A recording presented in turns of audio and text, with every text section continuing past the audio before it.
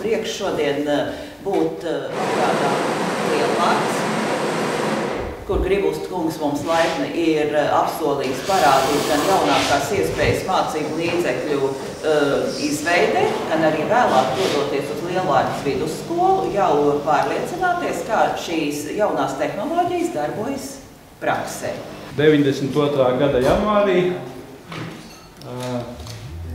radās šī iecerē, ka no fizikas mācību grāmatu autora ir jākļūst par izdevēju. Plašajam analogo, var teikt, grāmatu klāstam, mūsu plašajam uzskates līdzekļu un interaktīvu tehnoloģiju klāstam ir nācis jaunums, kas ir Lielvārdas digitālā biblioteka, proti tātad visu esošo mācību grāmatu digitālais formāts, un tas attiecīgi mūsu nākamajai desmitgadē noteikti paver jaunas iespējas, kādā veidā mēs varam nest savu šo te pienesumu Latvijas izglītības sabiedrībai. Tomēr uz lielā ekrāna ir pavisam kas cits. Nevis rādot, ka mums bija jārāda priekšā grāmatas, jārāda attēlu, bet tagad mēs varam parādīt lielu attēlu, varam pielikt klāt skaņu. Un tas, protams, bērniem ir interesantāk, un to labāk arī gaida. Divas puķu vāzes.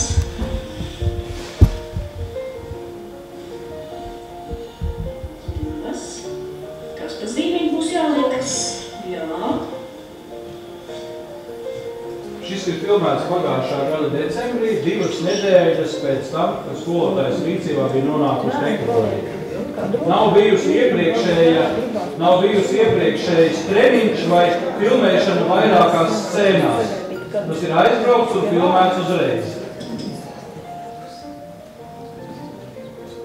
Tā ir pašā klasē māca fiziku un, protams, ka laika gaitā mainās gan ne tikai bērni, bet arī, teiksim tā, darba piederumi, ar kuru palīdzību izpētīt to fiziku. Un, protams, ka es esmu ļoti priecīga, ka jau 2. gadu ir jaunas ierīcības, tātad mehānikā.